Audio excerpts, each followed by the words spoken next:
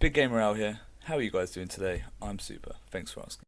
Hey guys, welcome back. And this week I've got another Nintendo Switch review. This time it's the turn of Fatal Fury on Nintendo Switch, which is currently available in the eShop for £6.29 if you're in the UK, or $7.99 if you're in the US. So this was a one-on-one fighter released all the way back in 1991, and it is a fighter that I already own on the Neo Geo AES and the Mega Drive, or the Genesis if you live in the US.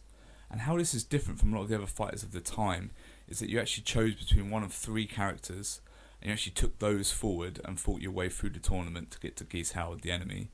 And this was a little bit different because you didn't have like 8, 10 or 12 fighters to choose from like you would in some of the games of the time. And in that way it was quite similar to something like Street Fighter 1, where you only chose between kind of like Ryu and Ken. And also the sprites are really large in this, not quite as large as, you know, Neo Geo Art of Fighting series or something like that, but they are quite large in comparison to games like Street Fighter, and I quite like this. And what is quite unique about the game is you can actually fight on two planes, so you can fight in the foreground and the background, and that adds like a little added element of depth to the game. As far as the strengths of this game go, I really think they lie with the sprite work and the animation of the sprites and the backgrounds in this game. It is quite a nice game to look at. It was at the time. I remember being quite impressed at the time, looking at the way the backgrounds animate, the fact you can jump between them. There's like a day-night cycle that goes on as you fight in rounds. It gets later in the night and the stages change. And it's got such a rich kind of cast of characters. Classics like Terry Bogard and his brother Andy, Duck King, Geese Howard, Richard Mayer, Tung Fu Rue. I love these characters, and seeing them and playing with them again does bring back a lot of nostalgia. So a game like this is often held against its emulation. This does seem to be a very solid port of the game. I really like the colours and the vibrancy of the visuals on the Nintendo Switch, and I actually do prefer this to the Genesis version that I do own.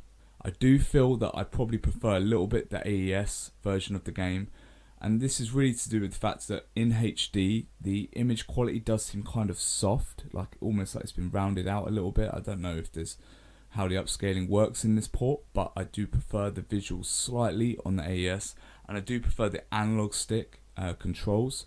So I've played it with the Nintendo Switch Pro controller, and I do prefer the D-pad to the analog sticks, but even the D-pad just really doesn't measure up to an arcade stick.